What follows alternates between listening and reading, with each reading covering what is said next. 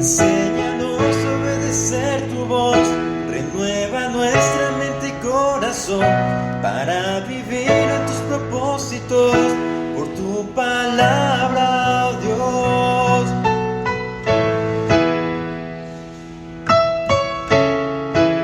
Infalible y poderosa, penetra el duro corazón, sobre todo prevalecerá. Palabra es la verdad. Excelente día, Dios les bendiga. Sean bienvenidos al devocional correspondiente al día 13 de septiembre, miércoles, llevando por título La salvación perfecta, ubicándonos en Hebreos capítulo 7 versículos 23 al 28. Así dice la palabra de Dios.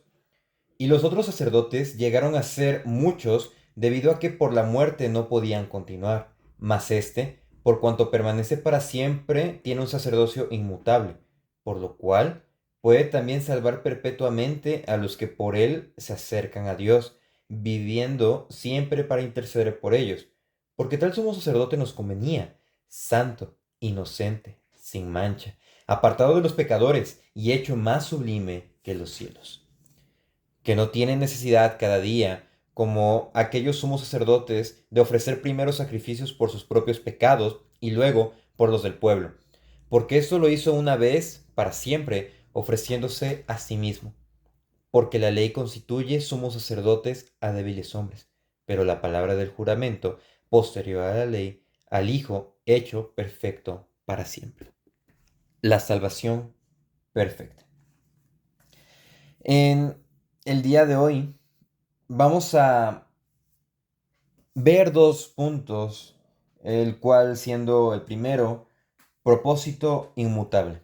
En ese pasaje, el escritor menciona una razón adicional por la que el sacerdocio de Jesús difiere del de Aarón. El sacerdocio levítico atestigua su propia transitoriedad. ¿Por medio de qué? De la muerte de aquellos que ejercieron la función sacerdotal. Jesús, que es eterno, ocupa un cargo eterno como intercesor a favor de aquellos que se acercan a Dios. Qué hermoso. E incluso con esto podríamos terminar. Pero vamos a explicar a detalle más estas cuestiones. Vemos que a partir del versículo 25, 23 al 25 nos empiezan a transmitir lo que son ideas con respecto a la función sacerdotal. Bueno, como primera cuestión aquí que vemos en esos versículos es el problema. ¿Un problema que con el sacerdocio terrenal, el cual era algo temporal? ¿Por qué? Porque cada sacerdote estaba sujeto a la muerte y de allí que emergiera una interminable sucesión de sacerdotes. Obviamente la muerte determinaba la extensión del servicio de cada sumo sacerdote, ya que la muerte no hace acepción de personas. Y obviamente el sumo sacerdote estaba pues a la merced de la voluntad de Dios. Entonces vemos que la cuestión aquí es que el sacerdocio de Aarón no podía salvar. ¿Por qué? Porque estaba sujeto principalmente a la ley. Y después, las personas que desempeñaban el cargo como sumo sacerdote eran imperfectos y aparte mortales tal como nosotros. Entonces, pues nos espera un destino como este. De manera que estaban sujetos a qué? A la muerte. Bueno, pero qué contraste cuando lo ponemos a un lado de la función que el Señor Jesús desempeña. Los sacerdotes obviamente fueron muchos, pero Jesús es el único sacerdote. El tiempo de los sacerdotes del Antiguo Testamento estaba limitado por la muerte, pero Jesús vive para siempre. El sumo sacerdote aarónico era conquistado por la muerte. Vemos este contraste, pero Jesús conquistó la muerte. Eso es algo sorprendente. De manera que, como primera cuestión, tenemos que había un problema que era temporal. Pero como segunda cuestión, vemos a una persona que no cambia. ¿Quién es? Jesús. Y vamos a centrarnos un poquito más, quizá detenernos unos minutos en una pregunta. ¿Qué propósito tiene el sacerdocio permanente de Jesús? Porque vemos, o nos está diciendo el autor, que el sacerdocio de los hombres era imperfecto, que era temporal y estaba sujeto a muerte. Pero el sacerdocio de Jesús es inmutable. ¿Pero por qué? Bueno, porque dentro de sus propósitos, en primer lugar, es que Él es capaz de salvar completamente a aquellos que se acercan a Dios por medio de Él. Jesús es un Salvador que hace su trabajo de un modo completo. Lo termina y lo hace perfecto. Él libera al hombre de la maldición del pecado y logra restaurar la relación entre Dios y los hombres. ¿Mediante de qué? ¿Por quién? Pues mediante Jesús. Eh, Él es quien media esta reconciliación. Después vemos que Jesús, por ser sumo sacerdote eterno, no vive para sí mismo. Tal como mencionaba hace un momento, Él es un mediador, Él es el mediador verdadero de Dios y verdadero Dios y también verdadero hombre, porque Él siendo Dios, no estimó el ser igual a Dios como cosa que aferrarse. De manera que nos entiende a nosotros y también como es Dios, conoce y cumple con los estándares divinos y por eso es de que media entre nosotros. Y en esta cuestión de mediar, Él intercede por nosotros, situado entre Dios y el hombre. Él ruega continuamente a favor de aquellos que se acercan a Dios en oración. Tal como dice en el capítulo 4:16, acerquémonos pues confiadamente al trono de la gracia para alcanzar misericordia y hallar gracia para el oportuno socorro. En tercer lugar, Jesús enseñó, nadie viene al Padre sino a través de mí. Juan 14:16. El escritor de Hebreos repite este mismo pensamiento y recuerda a sus lectores y a nosotros que las oraciones a Dios deben ser ofrecidas en el nombre de Jesús. Y después, en el versículo 25, nos hace ese énfasis en el cual dice viviendo siempre para interceder por ellos. Entonces es algo inmutable, es una acción la cual no va a tener alteraciones. ¿Por qué? Porque Él es fiel, porque mientras estemos en este lapso de gracia, Él va a estar intercediendo por nosotros, haciendo y cumpliendo su función de sumo sacerdote.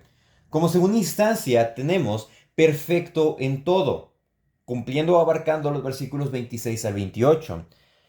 Vemos que después de explicar la cita del Salmo 110:4, el escritor a los hebreos presenta un resumen totalizador. Engloba todos los aspectos e incluso los va subrayando. Ya que da una descripción completa de nuestro único sumo sacerdote Jesucristo y compara su perfecto sacrificio con los sacrificios diarios ofrecidos por los sacerdotes levitas. Y vemos que la muerte de Jesús en la cruz fue un evento único e irrepetible. El escritor, a partir del versículo 26, ha llegado a uno de los puntos cumbres en su consideración del sacerdocio de Cristo. Mira hacia atrás, hacia la magnificencia de la posición de Jesús y describe su grandeza. Vemos que el escritor vuelve su atención hacia la necesidad de los creyentes que están en la tierra, todos nosotros, e incluso se incluye dentro de la expresión cuando dice nuestra necesidad. Una traducción del versículo 26 dice así que el sumo sacerdote que suple nuestra necesidad. Es algo muy, muy bonito. Toma conciencia de que Jesús no es un sumo sacerdote distante, entronizado en los cielos, muy alejado de las diarias necesidades de su pueblo. No. Jesús está eminentemente calificado para ser nuestro sumo sacerdote. ¿Por qué? Bueno, porque Él no tiene pecado. En cuanto a su carácter, es santo, libre de culpa y puro. Es por eso que el escritor enlista 5 características. La primera es santo. Vemos que Jesús es santo y eso significa que Él es como Dios y en todo aspecto es libre de pecado, es apartado de, es incomparablemente puro y por ser el sumo sacerdote de Dios, Él cumple la voluntad de Dios sin tacha, o sea, sin desviarse ni nada. Como segunda descripción, segundo adjetivo, tenemos que es inocente. El adjetivo anterior, santo, tiene que ver con la disposición interna de Jesús. Ahora, la palabra inocente o sin culpa tiene que ver con su vida externa. Y en los relatos de los evangelios, él demostró ser libre de culpa y de reproche. Porque incluso cuando estaba siendo juzgado por los sacerdotes, por el Sanedrín, por los fariseos, bueno, ellos tuvieron que contratar a personas para que dieran falso testimonio. E incluso no lo lograron. Entonces, él es inocente. Después, puro. El pecado contamina a la persona a quien toca, pero Jesús permaneció sin contaminarse.